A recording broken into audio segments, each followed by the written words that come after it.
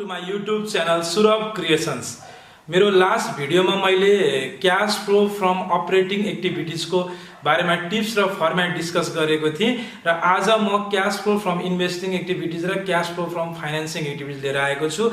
Cash flow statement under direct method अन्तर्गत हामीले तीन तरिकाले गर्छौं। पहिला हामी cash flow from operating activities निकाल्छौं, त्यसपछि हामी cash flow from investing activity निकाल्छौं र त्यसपछि हामी के निकाल्छौं, cash flow from financing activities. र cash flow from operating activities अन्तर्गत हामीले के हेर्छौं भन्दा cash and cash इक्विभ्यालेन्ट्स बाहेकको current assets र करेन्ट लायबिलिटिजको चेन्जेस हेर्छौं रुल लगाएर। एसेट बढे आउटफ्लो, एसेट घटे inflow, clear, income plus expense minus, त्यही रुल। र सेम रुल यसमा पनि एप्लिकेबल हुन्छ। र यसमा के एप्लिकेबल हुन्छ भन्दाखेरि फिक्स एसेट्स र फिक्स इन्भेस्टमेन्ट्स अथवा लङ टर्म इन्भेस्टमेन्टको चेन्जेस एप्लिकेबल हुन्छ यसमा चाहिँ। उता करेन्ट एसेट र करेन्ट लायबिलिटी भए जस्तै यता चाहिँ के हुन्छ, फिक्स एसेट्स र लङ टर्म इन्भेस्टमेन्ट्सको चेन्जेस है। ल हेर्न सक्छौँ हामी, यहाँ नोट मैले लेखिदिएको छु, changes of fix assets and investment with adjustment. मैले यहाँ एडजस्टमेन्ट किन दिएँ भन्दाखेरि एडजस्टमेन्ट पनि दिन सक्छ यो केसमा है। एडजस्टमेन्ट दिन पनि सक्छ, नदिन पनि सक्छ। तर धेरै जसो अहिले आएको प्याटर्न हेर्दा चाहिँ एडिसन इन्फर्मेसनमा पनि आइरहेको छ। एडिसन इन्फर्मेसन भन्नु र एडजस्टमेन्ट एउटै कुरा हो, त्यसमा आइरहेको छ इन्भेस्टिङ एक्टिभिटिजबाट। तर नदिएको केसमा पनि हामीले के पत्ता लगाउनु पर्छ भन्दा इन्क्रिज छ कि डिक्रिज। अब यहाँ नोट ल्याउँ, फिक्स एसेट्स इन्क्रिज भए आउटफ्लो, फिक्स एसेट्स डिक्रिज भए इनफ्लो है। फिक्स एसेट्स अथवा इन्भेस्टमेन्ट एउटै कुरा हो, दुईटालाई एउटै रुल लाग्छ है, दुईटालाई एउटै रुल लाग्छ। र अब हामी झुकिनु बित्तिकै धेरै झुकिन्छ। इन्टेन्जिबल एसेट्स पनि दिन्छ कहिले कहिले है, ध्यान दिनु। इन्टेन्जिबल एसेट्स, इन्टेन्जिबल एसेट्स भनेको नि फिक्स एसेट हो। फिक्स एसेटको दुईटा पार्ट हुन्छ, टेन्जिबल एसेट्स र अर्को इन्टेन्जिबल एसेट्स। टेन्जिबल एसेट्स भनेको जुन देखिन्छ फिजिकल, जस्तै प्लान्ट मसिनरी, बिल्डिङ्स, भेहिकल्सहरू भयो। इन्टेन्जिबल एसेट भनेको गुडविल, गुडविल, प्याटेन्ट्स, ट्रेडमार्क्सहरू हो, ट्रेडमार्क्सहरू। इन्टेन्जिबल एसेट्सको केसमा यदि घटेर दिएको छ भने केही नगर्ने, भनेको डिक्रिज भ्यालु दिएको छ भने केही नगर्ने, त्यसलाई छोडिदिने, स्किप गरिदिने। तर इन्क्रिज दिएको छ भने त्यो केमा जान्छ, इन्भेस्टिङ एक्टिभिटी जान्छ। केमा जान्छ त्यो, के हुन्छ, त्यो आउटफ्लो हुन्छ। क्लियर है। Note, increase in intangible assets, intangible assets equals to purchase, यो के हुन्छ, आउटफ्लो हुन्छ, माइनस हुन्छ। क्लियर, यति कुरा पहिला बुझौँ। अब त्यसपछि रह्यो बाँकी टिप्स। बाँकी टिप्समा मैले के लेख्छु, पर्चेज अफ फिक्स एसेट भए outflow, sale of fix asset भए इनफ्लो, पर्चेज अफ इन्भेस्टमेन्ट भए आउटफ्लो, सेल अफ इन्भेस्टमेन्ट भए inflow, loan provided or given भए आउटफ्लो, रिपेमेन्ट रिसिभ भए इनफ्लो।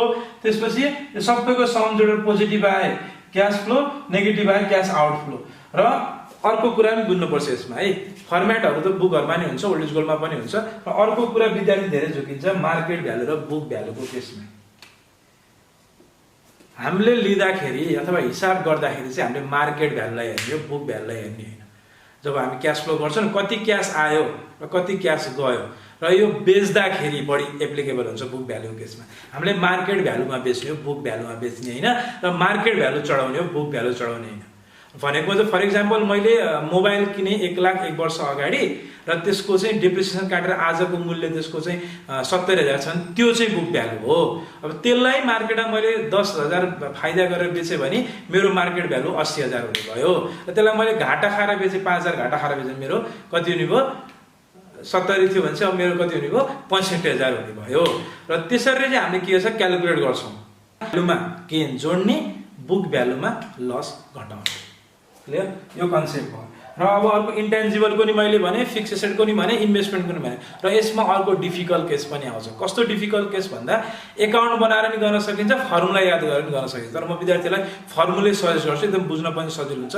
कस्तो केस भन्दाखेरि चाहिँ पर्चेज पनि दिएको छ, गेन र लस पनि दिएको छ, र हामीले के निकाल्नु पर्छ, सेलको फिगर निकाल्नु पर्छ। अथवा सेल दिएको छ, गेन र लस दिएको छ, हामीले के निकाल्नु पर्छ, पर्चेज निकाल्नु पर्छ। विद्यार्थीहरु कन्फ्युज हुन्छ कसरी गर्ने के गर्ने।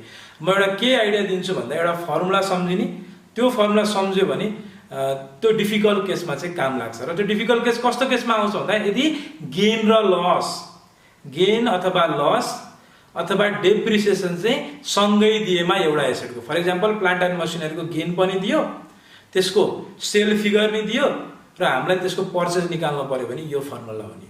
क्लियर? र यसको अझ सजिलो तरिकाले बुझ्नु पर्दा यदि डेप्रिसिएसन र गेन अथवा लस अन सेल दियो भने सिधै यो फर्मुला युज गर्दा हुन्छ। त्यो केसमा चाहिँ यो इक्वेसन याद गर्नुपर्छ।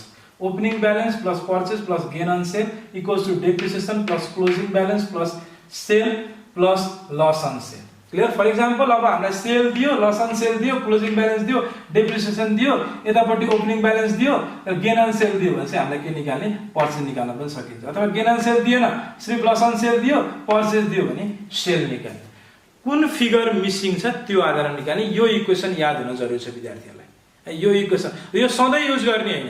यो कस्तो केसमा युज गर्ने भन्दाखेरि डेप्रिसिएसन र gain or loss on sale of fix assets अथवा सेल र गेन दियो, बुक भ्यालुहरू दियो भने त्यस्तो केसमा चाहिँ बल्ल यो इक्वेसन लाएर चाहिँ निकाल्ने हो। र यो धेरै यो एकदम डिफिकल्ट केस हो। यो एकचोटि मात्रै आएको छ एनईबीमा।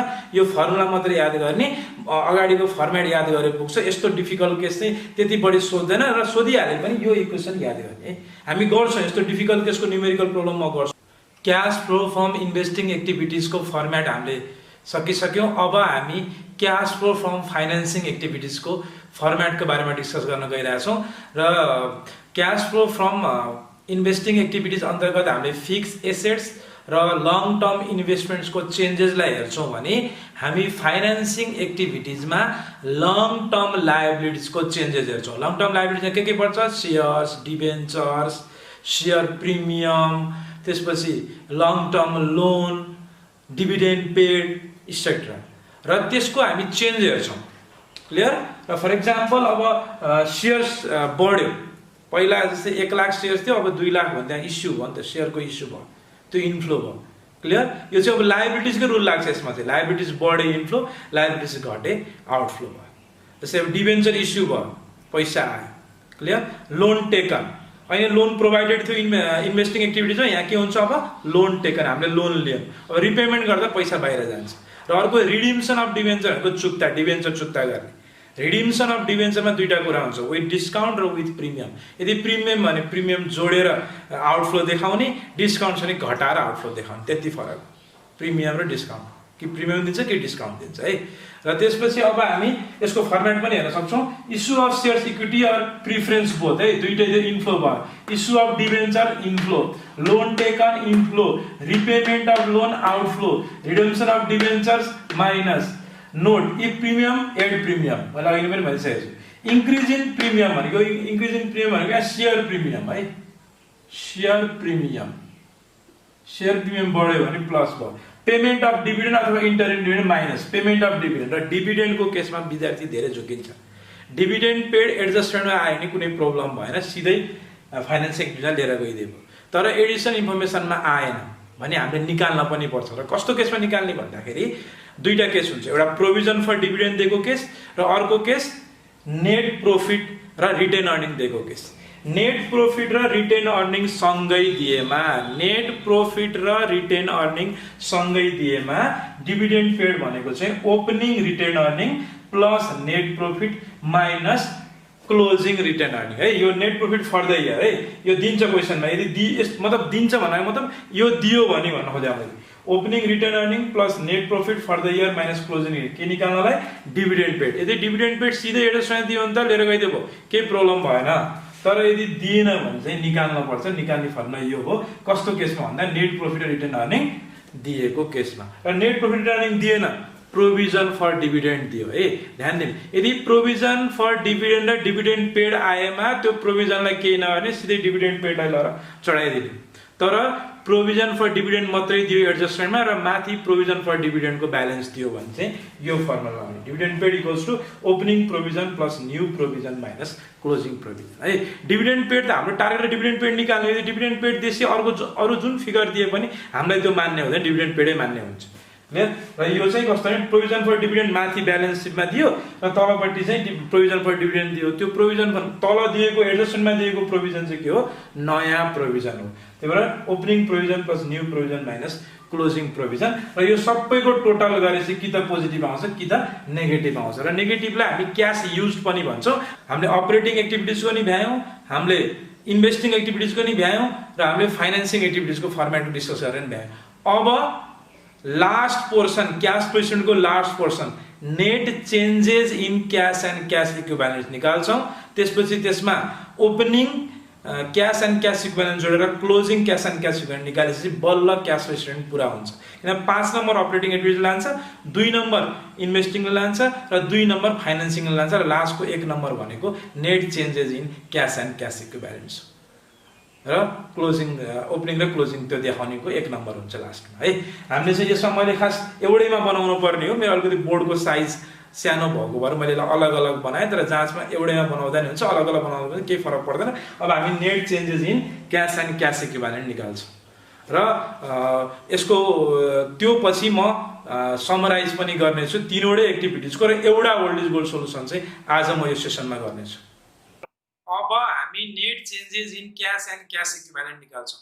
अब क्यास एन्ड क्यास इक्विभ्यालेन्ट्स के हो भनेर मैले पार्ट 1 मा क्यास फ्लो फ्रम अपरेटिङ एक्टिभिटिजको बारेमा भनिसकेको छु। अब हेरौँ, net changes in cash and cash equivalents भनेको के हो भन्दाखेरि तीनटाको टोटल, अपरेटिङ एक्टिभिटिजले निकालेको टोटल, इन्भेस्टिङ एक्टिभिटी निकालेको टोटल र फाइनेन्सिङ एक्टिभिटी निकालेको टोटल तीनटै जोडियो भने कि त पोजिटिभ आउँछ कि त नेगेटिभ आउँछ। तीनटालाई जोड्नु पर्यो के, cash flow from operating activities, cash flow from investing activities र cash flow from financing activity तीनवटै जोड्यो भने क्या पोजिटिभ आउँछ कि त नेगेटिभ आउँछ है।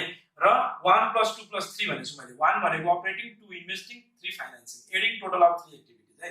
त्यसपछि यो जुन आएकोमा यो आउँछ, यसमा हामी के जोड्ने भन्दा opening cash and cash equivalent जोड्ने भने के आउँछ, closing cash and cash equivalent आउँछ है। क्लियर, ओपनिङ जोड्यो भने क्लोजिङ। किन यो क्वेशनमा चाहिँ मैले पहिले भनेको थिएँ क्यास एन्ड क्यास इक्विभ्यालेन्ट्सको चेन्जेस हामी यहाँ हेर्दैनौँ, र मैले यहाँ इक्विभ्यालेन्स किन भनेको भन्दा सधैँ क्यास मात्र दिँदैन, कहिले ब्याङ्क ब्यालेन्स दिन्छ, कहिले मार्केटेबल सेक्युरिटिज दिन्छ, कहिले सर्ट टर्म लोन दिन्छ।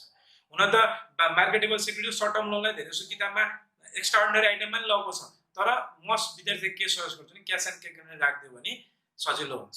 क्यास एन्ड क्यास इक्विभ्यालेन्ट राखिदियो भने सजिलो हुन्छ है। ल अब र कहिले कहिले यो वाटमा पनि दिन्छ है, यो दिँदैन हामीलाई क्लोजिङ ब्यालेन्स कहिले, र क्लोजिङ दिन्छ ओपनिङ दिँदैन, र हामीले इक्वेसनबाट यो निकाल्नु पर्छ। जस यो तीनटा मिल्नु पर्यो के, बल्ल हिसाब मिल्यो। यो दुईटा सेम के अरे यो दुईटा चाहिँ क्वेसनमा दिएको आएन भने चाहिँ के हुन्छ, त्यहाँ हिसाब गडबडी हुन्छ। कहिले यो वाट भनिदिन्छ, कहिले यो वाट भनिदिन्छ, तर एउटा फिगर त दिन्छ। जस यो म्याचिङ हुनु पर्यो कि, यो इक्वेसन चाहिँ म्याचिङ हुनु पर्यो। यदि त्यो म्याच भएन भने चाहिँ हिसाब बिग्रिन्छ। र मैले समराइज पनि गरिदिएको छु है तलपट्टि, यो रुल पनि दिएको छु, एसेट बढे माइनस एसेट चाहिँ घटे plus, income plus expense minus, र लायबिलिटिजको चाहिँ फिक्स सुल्टा रिलेसन हुन्छ।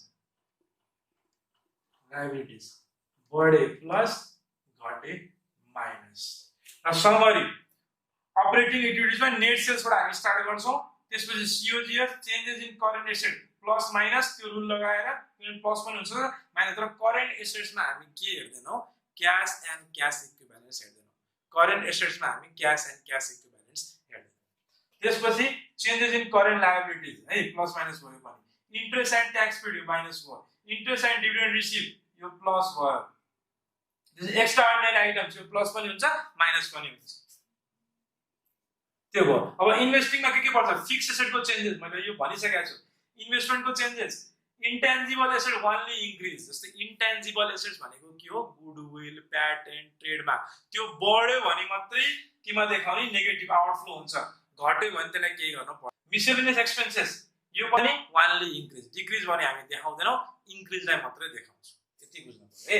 त्यसपछि फाइनेन्सिङमा सेयर डिभेन्चर्स, डिभिडेन्ड पेड र लङ टर्म लोन, र एकाउन्ट बनाउनु पर्छ कहिले कहिले फिक्स एसेट्सको।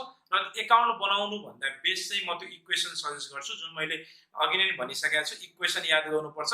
कहिले कहिले हामीलाई पर्चेसको फिगर दिन्छ, गेन अथवा लस दिन्छ एसेटको, तर हामीले त्यस्तो केसमा सेल निकाल्नु पर्छ। र कहिले कहिले सेल दिन्छ चाहिँ गेन अथवा लस दिन्छ, त्यस्तो केसमा हामीले पर्चेस निकाल्नुपर्छ हो।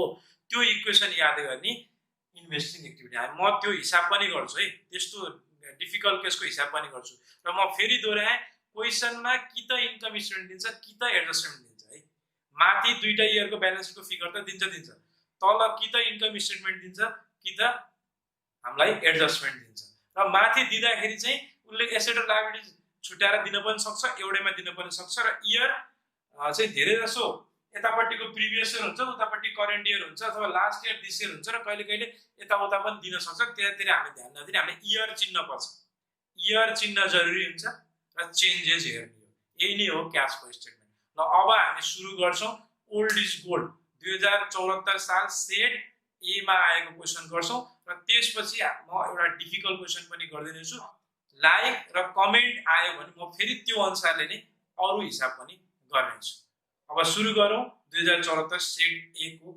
सोलुसन यानी बी 2074 सेट ए को क्वेशन लिएर आएको छु आज स्क्रिनमा पनि देख्न सकिन्छ शेयर क्यापिटल इयर 1 मा 4 लाख दिएको छ इयर 2 मा 5 लाख भनेको मतलब त्यहाँ 1 लाख को इन्क्रिज भएको छ र 7% डिबेन्चर्स भनेर 2 लाख दिएको छ र इयर 2 मा 1 लाख भनेको 1 लाख को चेन्जेस भयो क्रेडिटर्स इयर 1 मा 40,000 इयर 2 मा 60,000 मिन्स 20,000 को चेन्ज भएको छ आउटस्ट्यान्डिङ एक्सपेन्सेस 10,000 उतापट्टि 5,000 मिन्स 5,000 को डिक्रिज भएको छ मेसिनरी 3 लाख र 4,50,000 मिन्स 1,50,000 को इन्क्रिज भएको छ इन्भेस्टमेन्ट 2 लाख र इयर 2 मा 1,50,000 मिन्स 50,000 को डिक्रिज भएको छ इन्भेन्ट्रिज 80,000 उतापट्टि 1 लाख 20,000 को डिक्रिज भएको छ डेप्टर्स 1,30,000 1,70,000 मिन्स 40,000 को त्यहाँ इन्क्रिज भएको छ डेप्टर्स प्रिपेड रेन्ट 20,000 30,000 दिएको छ इयर 2 मा मिन्स 10,000 को इन्क्रिज भएको छ बिल्स रिसिभेबल 80,000 र सेकेन्ड इयरमा 50,000 मिन्स 30,000 को डिफरेन्स त्यसपछि बैंक ओभरड्राफ्ट 50,000 र उतापट्टि 70,000 20,000 को इन्क्रिज क्याश ब्यालेन्स इयर 1 मा 10,000 दिएको छ इयर 2 मा वाट भनिएको छ र तलपट्टि एडिसनल इन्फर्मेसन पनि दिएको छ sales revenue 7,50,000 cost of goods sold 4,30,000 operating expenses 1,50,000 tax paid during the year 20,000 dividend paid 40,000 अब यो क्वेशन दिइसकेपछि हामीले इन्क्रिज र डिक्रिज पनि छुट्याइसक्यौं अब हामी यसको सोलुसन गर्छौं नेपाल एक्जामिनेसन बोर्ड 2074 सेट ए cash flow statement under direct method को सोलुसन अलरेडी बोर्डमा छ बोर्डमा हेर्न सकिन्छ र म यसको 1 बाइ 1 एक्सप्लेनेसन गर्छु र यो एक्सप्लेन गर्नुभन्दा अगाडि एक चीज म फेरि भन्न पनि चाहन्छु के भन्दा क्वेशन पहिला बुझ्नुपर्छ क्वेशन बुझ्दाखेरि के बुझ्नुपर्छ कुन करेन्ट एसेट हो कुन करेन्ट लायबिलिटी हो कुन इन्कम हो कुन एक्सपेन्स हो कुन फिक्स एसेट हो कुन इन्भेस्टमेन्ट हो कुन लङ टर्म लायबिलिटी हो किन यति बुझ्यो भने हिसाब सक्यो यसमा विद्यार्थी त्यही बुझ्दैन अनि सकिन्छ र त्यो बुझिसकेपछि रुल पनि बुझ्न पर्यो रुल के भन्दा एसेट बढे आउटफ्लो एसेट घटे इनफ्लो लायबिलिटीज बढे इनफ्लो लायबिलिटीज घटे आउटफ्लो सिम्पल त्यही छ है अब त्यसपछि हामी पहिला केबाट स्टार्ट गर्छौं भन्दा cash flow from operating activities start गर्छौं र cash flow from operating activities को 7 वटा चाहिँ के छ सब कम्पोनेन्ट छ त्यो पनि याद गर्नु पर्यो है र पहिलो नम्बरमा रहेको छ cash collection from customers cash collection from customer format already part 1 मा पनि छ हेर्न सकिन्छ र क्याश कलेक्सन फ्रम कस्टमर भन्दा नेट सेल्स यो हामीलाई एडिसनल इन्फर्मेसनमा दिएको छ 7,50,000 क्लियर जस्ताको त्यस्तै लाग्छ अब हामी इन्क्रिजिङ डेप्टर्स किन इन्क्रिजिङ डेप्टर्स भनेको भन्दा क्वेशनमा हेर्न सकिन्छ पहिला डेप्टर्स 1,30,000 थियो त्यसपछि डेप्टर कति भएर छ त इयर 2 मा 1,70,000 मैले विद्यार्थीलाई पहिले भने इयर चिन्ह पर्छ यहाँ इयर 1 अगाडि दिएको छ इयर 2 उता इयर 1 देखि इयर 2 को हामी चेन्ज हेर्छौं र 40,000 ले इन्क्रिज भएछ इन्क्रिज भनेको आउटफ्लो किनभने यो करेन्ट एसेट हो एसेटको रुल लाग्छ इन्क्रिज हुँदा आउटफ्लो हो त्यसपछि अर्को पनि दिएको छ यहाँ बिल्स रिसिभेबल जुन चाहिँ डिक्रिज भएको छ कतिले डिक्रिज भएको छ 30,000 ले डिक्रिज भएको छ क्वेशनमा हेर्न सक्छौ बिल्स रिसिभेबल कति छ पहिला 80,000 थियो अहिले 50,000 30,000 ले घट्यो डिक्रिज भयो त्यही भएर यो इन्फ्लो भयो अब यो 7,50,000 मा 40 घटाएर 30 जोड्यो भने कति आउँदो रहेछ त 7,40,000 अब हामी बी कम्पोनेन्टमा जान्छौं cash paid to suppliers and credit यो कम्पोनेन्ट चाहिँ याद गर्नै पर्यो के बी नम्बर जान्छौं क्याश पेड टु सप्लायर्स अथवा क्रेडिटर्स मा कस्ट अफ गुड्स सोल्ड यो पनि एडिसनल इन्फर्मेसन दिएको छ 4,30,000। त्यसपछि इन्क्रिज इन क्रेडिटर्स, किनभने क्रेडिटर्सको त सुल्टा रिलेसन हुन्छ, बढे इन्फ्लो घटे आउटफ्लोतिर इन्फ्लो भयो 20,000। त्यसपछि इन्क्रिज इन इन्भेन्ट्रिज, यो त इन्भेन्ट्रिज त फेरि एसेटको रुल लाग्छ यसमा, एसेट बढ्यो आउटफ्लो भयो, त्यही भएर यो सबै गर्दा 4,30,000 है। इन्भेन्ट्रिज जहिले पनि बी कम्पोनेन्टमा जान्छ। ए कम्पोनेन्टमा के जान्छ त्यो याद गर्नु पर्यो, बी कम्पोनेन्ट के जान्छ याद गर्नु पर्यो, सी कम्पोनेन्ट के जान्छ याद गर्नु पर्यो, डी कम्पोनेन्ट यो फेरि यो याद गरेन भने यो हिसाब जानिँदैन है, याद चाहिँ गर्नुपर्छ। अब हामी कम्पोनेन्ट सी अन्तर्गत गयौँ, cash paid to employees and other operating expenses. र अपरेटिङ एक्सपेन्सेसहरू 1,50,000 नेगेटिभ, किन नेगेटिभ भन्दा एक्सपेन्स खर्च भनेको आउटफ्लो, र यो पनि क्वेसनमा हामीलाई अलरेडी दिएको छ एडिसनल इन्फर्मेसनमा, हामी यसलाई ब्र्याकेटमा राख्यौँ। त्यसपछि increase in prepaid rent, prepaid rent भनेको त के हो, प्रिपेड एक्सपेन्सेस, एसेट भयो, एसेटको रुल लाग्यो, बढ्यो भने के भयो आउटफ्लो भयो। त्यसपछि decrease in outstanding expenses, outstanding भनेको लायबिलिटीको रुल लाग्यो, तर माइनस गरियो, र त्यो तीनवटै जोड्दा कति आयो त माइनसमा 1,65,000 यतापट्टि राख्यो हामीले। अब त्यसपछि अर्को कम्पोनेन्ट डी नम्बरको कम्पोनेन्ट इन्ट्रेस्ट एक्सपेन्सेस, हामीलाई यो क्वेसनमा इन्ट्रेस्ट एक्सपेन्स दिएको छैन, त्यही भएर निल राख्ने। यो निल देखाउनु पनि जरुरी छ, नदेखाए पनि हुन्छ। र मैले एउटा किन विद्यार्थीको फर्मेट यो भित्रको कम्पोनेन्ट्स याद गराउनलाई मैले यहाँ निल लेखेको, र जाँचमा र जानिसकेपछि यो निल लेखिरहनु पनि आवश्यक पर्दैन है, जुन फिगर छ त्यो चढाउँदै जाने। त्यसपछि ट्याक्स एक्सपेन्सेस, ट्याक्स पेड त हामीलाई दिएको छ कति 20,000, यो पनि हामीलाई क्वेसनमा दिएको छ। र हामीलाई यहाँ अरू प्रोभिजन फर ट्याक्स अरू केही दिएको छैन, त्यो सिम्पल हामीले ट्याक्स पेड लेखिदियौँ। अब त्यसपछि एक्स्ट्रा अर्डिनरी आइटम्स है, विद्यार्थी धेरै झुकिन्छ। एक्स्ट्रा अर्डिनरी आइटम्स भनेको त्यस्तो आइटम हो जुन चाहिँ माथि करेन्ट एसेट र करेन्ट लाइबिलिटीमा नचढेकाहरूलाई हामी यसमा चढाउने। जस्तै यो चाहिँ कस्तो भन्दा एक्स्ट्रा नामै एक्स्ट्रा अर्डिनरी आइटम, यो नर्मल आइटम होइन कि, यो एक्स्ट्रा अर्डिनरी हो, बिजनेसमा कहिले कहिले मात्रै ह्यापन हुन्छ यो है। त्यसपछि increase in bank overdraft, bank overdraft बढ्यो, लाइबिलिटीकै रुल लाग्छ, बढ्यो भने पैसा आयो, इन्फ्लो भयो, यो पनि 20,000। र हामीलाई सबै सम गर्दाखेरि कति आयो त 1,45,000 है, बोर्डमा हेर्न सक्छौँ। अब हामीले यो अपरेटिङ एक्टिभिटिज भ्यायौँ, अब बाँकी रहेको इन्भेस्टिङ र फाइनेन्सिङ एक्टिभिटीको सोल्युसनतिर जान्छौँ, र त्यसपछि हामी net changes in cash and cash equivalent निकाल्छौँ, र ओपनिङ र closing cash and cash equivalent निकालिसकेपछि हिसाब सकिन्छ। Cash flow statement under direct मेथडको cash flow from operating activities हामीले कम्प्लिट गऱ्यौँ। अब हामी cash flow from investing activities र फाइनेन्सिङ एक्टिभिटीतिर जान्छौँ। क्यास फ्लो फ्रम अपरेटिङ एक्टिभिटिजको रिजल्ट आइसकेको थियो हाम्रो 1,45,000, यसबाट टोटल हामीले निकालिसक्यौँ। क्यास फ्लो फ्रम अपरेटिङ एक्टिभिटिजको टोटल आइसकेको छ हामीसँग एन्सर 1,45,000। अब हामी cash flow from investing activities र क्यास फ्लो फ्रम फाइनेन्सिङ एक्टिभिटिजको टोटल निकाल्छौँ। र क्यास फ्लो फ्रम इन्भेस्टिङ एक्टिभिटिजमा चाहिँ हामीले के हेर्छौँ, फिक्स एसेट्सको चेन्जेस अथवा इन्भेस्टमेन्टको चेन्जेस। र हामीलाई यहाँ क्वेसनमा एडिसनल इन्फर्मेसनमा दिन सक्छ, नभए हामीले माथिपट्टिको फिगरबाट चेन्जेस हेर्ने। हामीलाई एडिसनल इन्फर्मेसन दिएको छैन, त्यही भएर हामीले के गर्यौँ, माथिको फिगर हेर्यौँ। माथिको फिगर हेर्दाखेरि मसिनरी पहिला कति छ 3 लाख, अहिले कति छ 4,50,000, भनेपछि के रहेछ त 1.5 लाखको चेन्ज आयो, भनेपछि के त पर्चेज अफ मेसिनरी अथवा इन्क्रिज इन मेसिनरी भने पनि हुन्छ, कति 1,50,000। त्यसपछि सेल अफ इन्भेस्टमेन्ट, किन सेल अफ इन्भेस्टमेन्ट भने इन्भेस्टमेन्ट घटेको छ, कतिले घटेको छ 50,000, किन एसेट घट्यो भने के हुन्छ इन्फ्लो हुन्छ, त्यही भएर 1,50,000 घटाउँदा कति आउँछ 1 लाख आउटफ्लो भयो, केबाट net cash flow from investing activities. यसलाई net cash use by investing activities पनि भन्न पाइयो। अब त्यसपछि cash flow from financing activity हेरौँ है। Cash flow from financing activities हामी के हेर्छौँ भन्दा लङ टर्म लायबिलिटिजको चेन्जेस हेर्छौँ। र यहाँ इस्यु अफ सेयर्स मैले किन भयो 1 लाख भनेको भन्दा पहिला कति दिएको छ सेयर क्यापिटल 4 लाख, अहिले कति भयो 5 लाख, 1 लाखको चेन्ज आयो, त्यही भएर हामीले यहाँ 1 लाख लेख्यौँ। त्यसपछि रिडिम्सन अफ डिबेन्चर्स, किन रिडिम्सन भने भन्दा डिबेन्चर घटेको छ, घटेको मतलब हामीले चुक्ता गर्यो, पहिला पैसा लियो इस्यु भयो डिबेन्चरमा, रिडिम्सनमा हामीले के गर्यो चुक्ता गर्यो, कति चुक्ता गरियो 1 लाख, त्यसलाई हामीले आउटफ्लो मान्यो, पहिला 2 लाख थियो अहिले 1 लाख भनेपछि 1 लाख भयो नेगेटिभमा रिडिम्सन भएको भएर। त्यसपछि थर्ड डिभिडेन्ड पेड 40,000, यो पनि नेगेटिभ हुन्छ, किन डिभिडेन्ड पेड त खर्च हो आउटफ्लो भयो, त्यही भएर नेगेटिभ, ब्र्याकेट मिन्स नेगेटिभ है। त्यो सबै गर्दा कति आयो net cash flow from financing activity 40,000। अब तीनटाको टोटल त आयो। अब तीनटाको टोटललाई जोडियो भने के आउँदो रहेछ त net changes in cash and cash equivalents कति आउँछ 5000।